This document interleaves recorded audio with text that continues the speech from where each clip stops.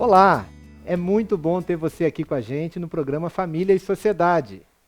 Esse programa é um programa da Chancelaria da Universidade Presbiteriana Mackenzie. Ele é produzido pela Capelania do Campus Campinas, como nós chamamos lá carinhosamente de Mackenzie Campinas. Eu sou o Marcelo Coelho, você é muito bem-vindo, eu sou o capelão do campus e você não apenas é bem-vindo, mas a sua participação também é muito bem-vinda.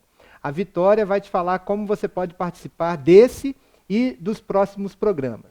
Você pode participar do programa através do Face da Capelania Mackenzie, do Twitter @capelaniamcamp ou pela hashtag Família e Sociedade. Lembrando que essa interatividade é permanente, podendo fazer perguntas sobre família e sociedade a qualquer momento. Bom, hoje a gente fala de um tema que talvez fosse melhor se a gente não precisasse falar. Nós vamos falar sobre o câncer infantil. Mas que bom que nós podemos falar sobre esse tema aqui, sobretudo por causa do nosso convidado. O Dr. Nelson Aquino, que está com a gente, já milita na medicina clínica, oncológica e pediátrica há 32 anos e é uma pessoa absolutamente envolvida e comprometida com a sua missão nessa área da medicina. Além de tudo, a gente já se conhece há bastante tempo, há cerca de coisa de 15 anos atrás, nós nos conhecemos justamente no trabalho da oncopediatria, na Beneficência Portuguesa, que é onde você exerceu esses 32 anos de trabalho. Ainda exerço. Né? E ainda exerce. Né? Então, é muito bem-vindo aqui, Dr. Nelson, e eu tenho certeza que nós vamos ter um tempo aqui muito proveitoso para nós, né, para a nossa amizade, mas também para as pessoas que nos assistem e podem, quem sabe, com esse envolvimento no tema, contribuir um pouco mais, né, com esse assunto e, sobretudo, com as crianças. Né? Eu costumo dizer que a medicina, e principalmente a oncologia, é o tripé, né, mano? Sim. Você tem que estar bem. Eu cuido do corpo, né? Os psicólogos cuidavam da mente e você cuidava da alma, né? Porque a mãe pergunta, por que meu filho, entendeu? Para onde ele vai? Por que Deus fez isso? Por que Deus existe? Por que meu filho? Por que ele fez isso com meu filho? Onde eu errei? Onde meu filho pecou? Vamos dar a oportunidade ao nosso telespectador dele conhecer um pouco desse contexto nosso, né? Em 2002, né? Em 2002, eu pastoreava a Igreja Presbiteriana da Penha e uma jovem da igreja veio a ser sua paciente, né? 2, 3 anos depois ela veio a falecer, né? Mas no período em que ela nos apresentou, nós começamos a nossa amizade, começamos a atender lá às 6 horas da manhã, era aquele culto, né? 6 horas da manhã. O Dr. Nelson fazia um culto às 6 horas da manhã para a sua equipe e para os pacientes que quisessem participar lá na Beneficência.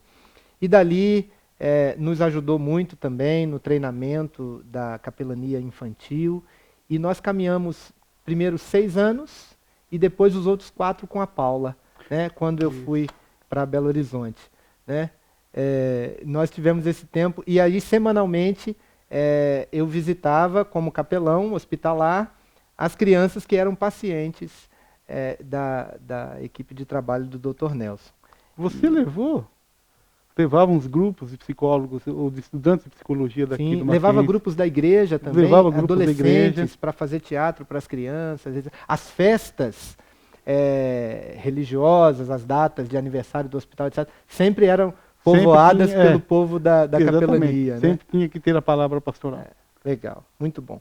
Mas vamos falar um pouco da sua percepção do sofrimento. Assim, como que uma criança sofre? Uma criança sofre ou ela tem pausas em que ela, vamos dizer assim, ela torna abstrato esse sofrimento? Marcelo, a criança sofre, sim, e sofre muito. Né? A criança é pura. É diferente do adulto. Você pergunta para o adulto, o que você está sentindo? Ele dá uma volta, eu estava na feira e comecei a ter dor. Aí, não, a criança não. Tio, dói aqui, tio, dói ali, tio, eu estou com medo. entendeu? Ela é objetiva e clara naquilo que ela sente. Dói. Ela não mente, ela não barganha. A criança não é diplomática, né? Ela não é diplomática, né? Inclusive, ela, por causa do câncer, é uma criança diferente, né? É uma criança que amadurece muito rápido.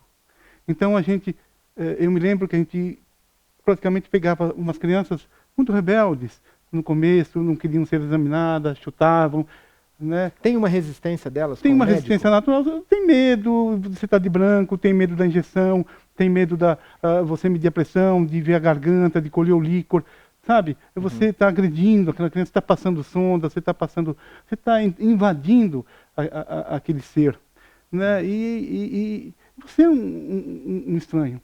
Mas com o passar do tempo, Marcelo, com aquele sofrimento, a criança vai se tornando assim receptiva. Tem, por exemplo, na leucemia, você tem que colher líquor praticamente a cada 2 meses. Uau. No começo ela está tão rebelde, mas depois, Marcelo, ela se entrega, né? Então, aquela criança que era arredia, fica tão dócil. Deixa eu te interromper. À vontade. A gente tem uma pergunta do internauta. Vitória? É possível deixar o tratamento menos doloroso e pesado para as crianças? Vitória, eu costumo dizer que o câncer tudo é triste. O diagnóstico, o tratamento, a radicalidade da cirurgia, entendeu? Você tirar um dedo de uma criança, você tirar a perninha da criança, você tirar um olho da criança, para a gente é muito doloroso, entendeu? Mas a gente tem que partir do princípio que a vida em primeiro lugar. Atualmente, a gente faz o possível para que esses tratamentos sejam o menos dolorosos possível, através da quimioterapia, diminuindo o tumor, tentando diminuir a radicalidade da cirurgia. Evidentemente que a gente queria uma bala mágica, um remedinho oral que a criança tomava e fica bom, mas não é possível isso. Mas tem um consolo. Quando eu comecei há 30 anos atrás, por exemplo, a leucemia, que é o câncer infantil mais comum, matava 75% das crianças. A gente só ficava observando e fazendo cuidados paliativos, minando a dor, o sofrimento. Hoje você consegue, com a quimioterapia, com a radioterapia, com a cirurgia, você consegue hoje curar 75% do câncer infantil. Você inverteu. E você hoje está tentando fazer o que você faz, por exemplo, na pressão. Você não cura a pressão, você não cura o infarto, você não cura o AVC. O câncer também você não cura. Então você tenta cronificar a doença, que a criança possa viver bem, que a criança possa ir para a escola, que a criança possa ir para a igreja, entendeu? Bom, a gente volta já já com o programa Família e Sociedade, conversando sobre o câncer infantil.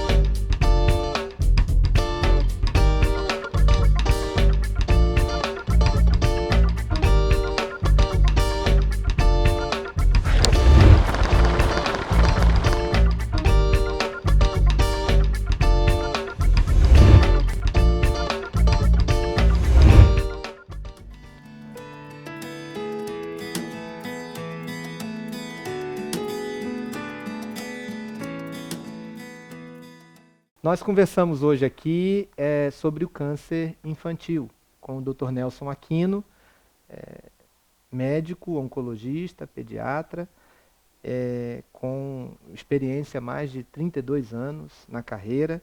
E ele falava sobre a evolução do tratamento da leucemia. A leucemia é o câncer mais recorrente em crianças, Dr. Nelson? É o câncer mais prevalente na criança. É o câncer mais comum na criança. O câncer na infância, graças a Deus, não é frequente, é raro, entendeu? Mas dos que acometem os pequeninos, a leucemia é maior. Em todo o câncer geral. E o que causa a leucemia? Não tem uma causa, Marcelo. Tem criança que já nasce com leucemia, E tem crianças Mas que... essa que já nasce com leucemia, ela teve uma herança genética que contribuiu para isso? A possibilidade de você ter medicação, a possibilidade... Herança genética... Por exemplo, uma mãe fumante com uma criança. É não, mito. Não, Vamos pensar é mito, nesse é mito. sentido. Aham. Tem outras Outras criança variáveis. de baixo peso, Tá. é muito difícil. Não vai estar câncer de pulmão na criança, Tá. porque a mãe fuma, Tá. entendeu? Mas Então a causa não é porque quando você fala causa detectável. genética, o câncer é genético. Sim. Né? Sim. O pai muitas vezes pergunta se o câncer é hereditário. Se eu produzir o câncer no meu filho, entendeu? Não. Talvez até por um sentimento Não, de culpa, exatamente. né, do pai. Assim. Ou o que eu fiz, né? Também Exatamente, tem qual isso, o pecado que eu cometi. Aham, aham. Né? Isso, o grande problema é que nós vivemos num mundo muito poluído. Hoje você tem poluição das águas, poluição do ar, poluição ambiental, poluição da comida, hormônio. Então isso produz modificações genéticas nas células das crianças. Houve uma... outra, só para Sim, fechar, sim.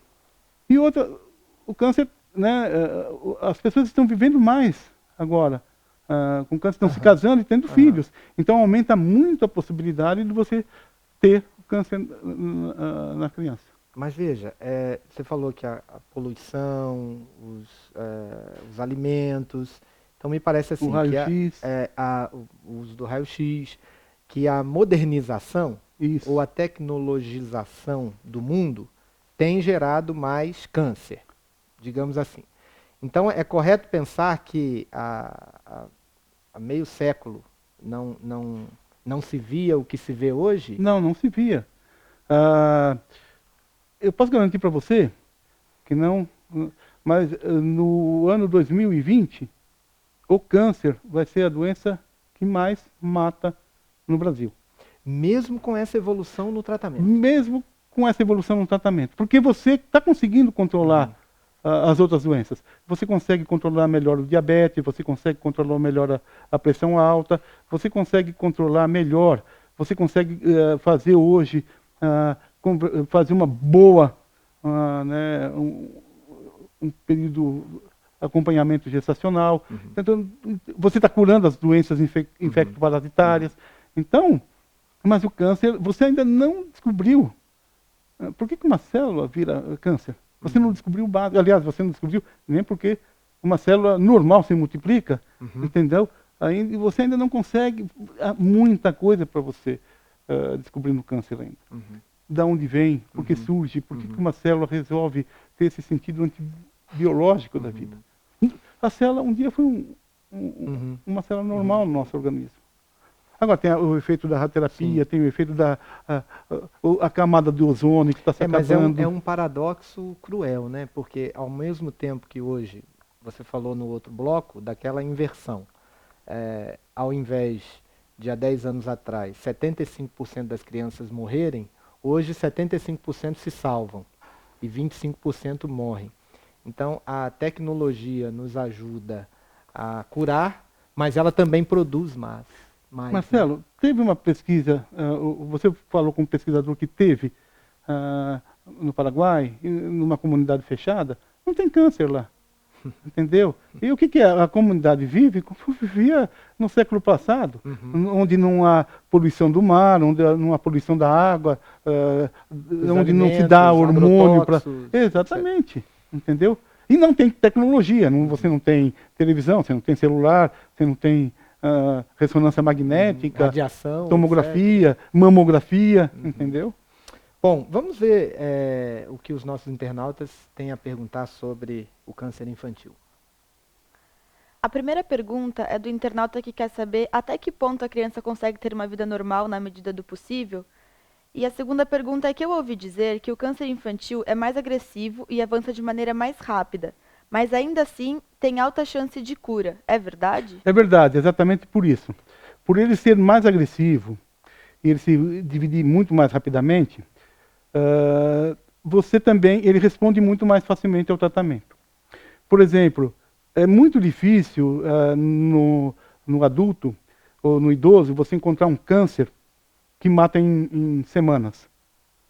Tem certos tipos de leucemia que a leucemia mata em uma semana, se você não tomar as providências devidas.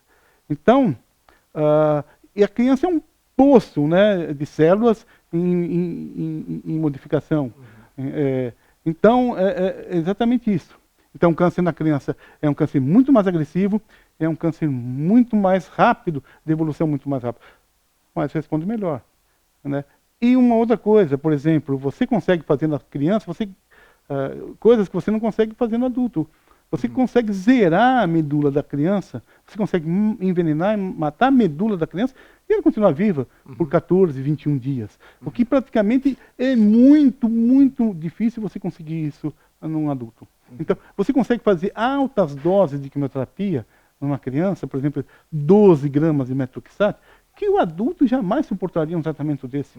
Morreria de aplasia medular, de infecção generalizada, e a criança tem uma recuperação muito mais rápida do tratamento, da doença. Antes da gente ir para o último bloco, porque eu quero conversar sobre a questão do diagnóstico, né? Até para a gente poder auxiliar as famílias, como é que é a equipe de trabalho, Nelson? Esse trato com a criança.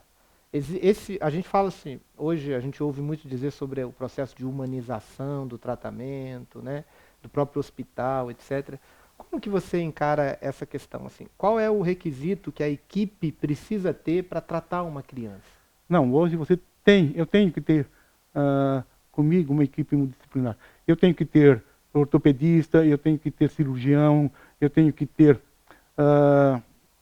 hematologista, eu tenho que ter, além disso, eu tenho que ter uma boa enfermagem, eu tenho que ter radioterapeuta, eu tenho que ter toda uma estrutura, fisioterapeuta, psicólogos, psiquiatras, entendeu?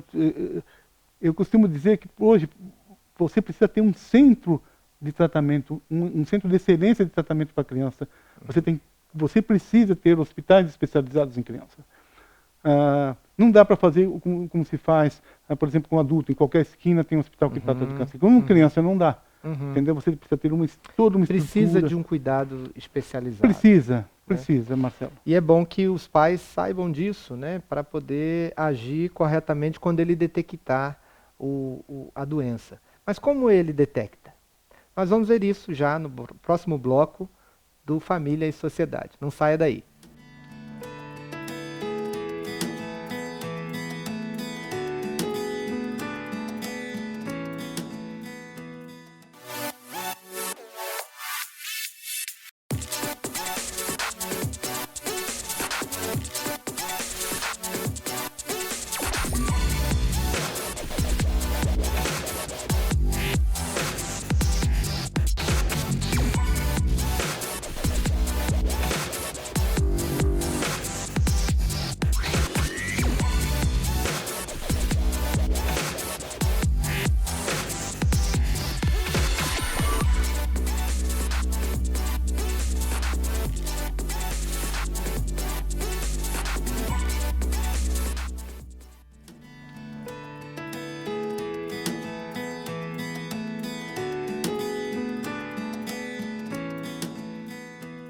Mais uma vez eu digo que você é bem-vindo aqui, porque nós precisamos da sua cooperação, não apenas da sua presença aqui com a gente, mas da sua participação também conosco.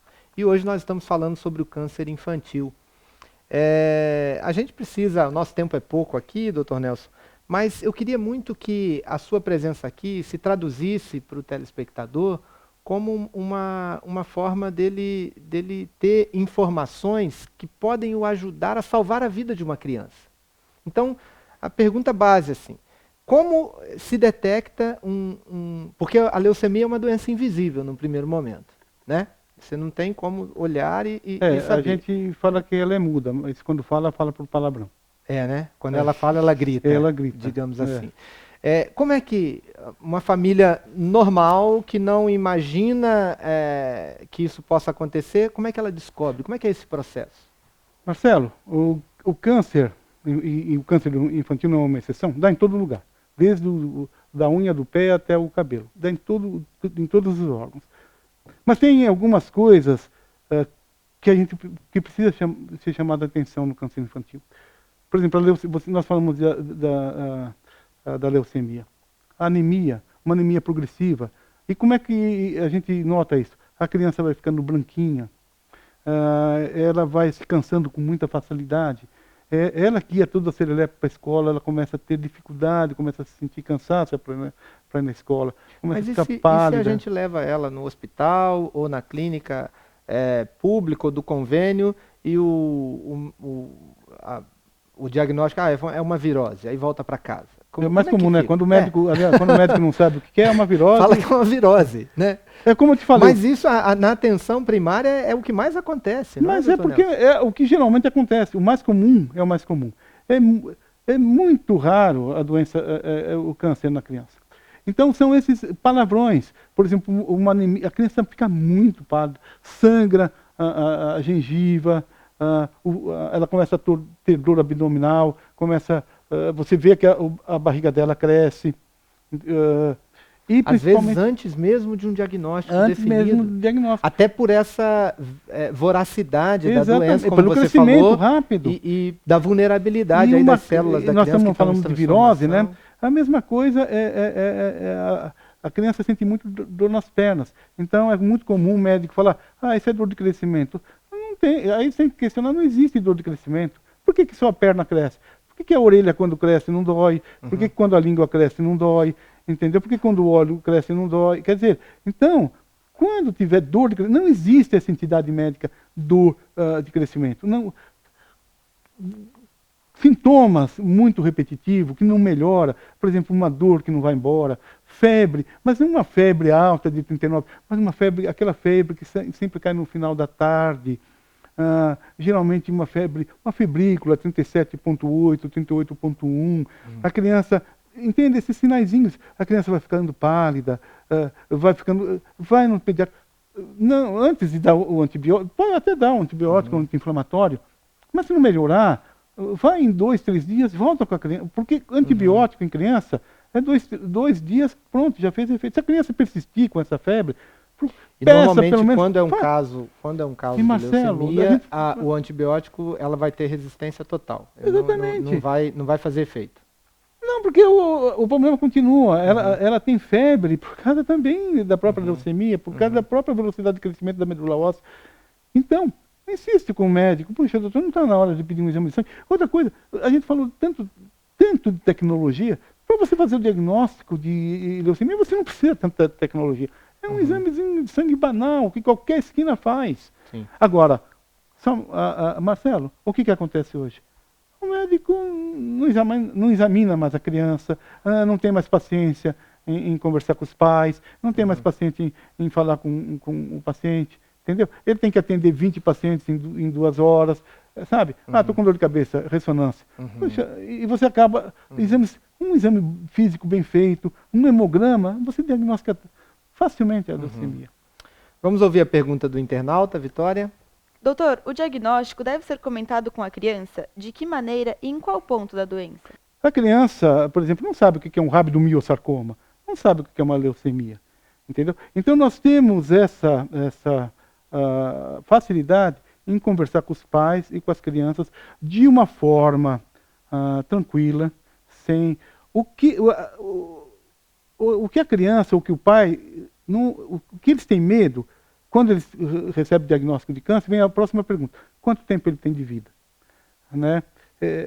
Essa é a pergunta sempre, sabe? Quanto tempo meu filho tem de vida? Né? Essa é uma pergunta que a gente nunca responde. Primeiro porque eu não sei mesmo. Há quanto tempo seu filho? Não sei. Entendeu? Hoje você tem tratamento, hoje você prolonga a vida e dá vida com qualidade. Então, e Marcelo vivenciou isso, a gente falava com todos os pais, com as crianças, na presença, sempre, o pai e a mãe junto com a criança, entendeu?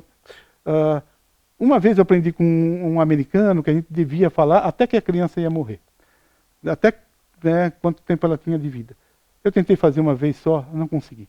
A americana é uma outra conversa, tem uma outra educação. Eu vou conversar com a criança, os pais começam a marejar, os meus olhos, a voz não sai, entendeu? Então, essa pergunta, quanto... Eles sabem, a criança... E uma outra coisa, a criança não sabe o que é morte. Para a criança, morrer é ficar separada da mãe. Esse é o maior medo que a criança tem. Separada da mãe, dos pais. Então, se a gente conseguir criar nela um ambiente de de tranquilidade, de afeto, acolher a criança, entendeu? Deixar a criança falar dos seus medos, das suas dores, não interromper, compreender aqueles instantes de rebeldia, ficar junto, saber que o pai também e a mãe também, saber que pode contar com você sempre. Então, eu costumo dizer, você quer ser oncologista pediátrica, não basta só querer. Você tem que ter dom de saber que sua vida acabou. Em termos de, vai passar por de social, isso sempre. Você tem que acordar no meio da noite e ver a criança, porque senão a criança morre mesmo de infecção. Você tem que sabe, acabar com deixar de assistir o final de um jogo para atender a criança, porque são momentos, a criança é frágil, pode morrer de uma hora para outra de um tratamento muito agressivo ou da própria evolução da doença. O câncer infantil é uma dor que não dá para detectar, né? Uma dor geral, em termos do próprio paciente, mesmo. Da família, dos parentes mais próximos, mas nós podemos confiar no cuidado, no auxílio divino, mesmo quando estamos no meio da tempestade, da tribulação, da angústia ou da agonia de um enfrentamento tão difícil como esse. E nisso, esse foi o ponto que de alguma forma uniu aí os trabalhos com os quais a gente caminhou junto. Marcelo, né, era isso que eu ia falar. Como eu falei para você, a gente não vive só. A gente tem que criar a criança com multidisciplinaridade. Nesse contexto, a presença do pastor ou do líder religioso é fundamental. Nós fazemos reuniões pesadíssimas. Nós, os psicólogos, as outras especialidades médicas, eram reuniões pesadíssimas que alguns até choravam. Mas depois vinha aquela palavra do pastor que era terapêutico, que era para todos nós. Doutor Nelson, muito obrigado. Muito obrigado por sua presença aqui. Obrigado também pela sua companhia. Nós aguardamos você no nosso próximo programa, Família e Sociedade. Até lá!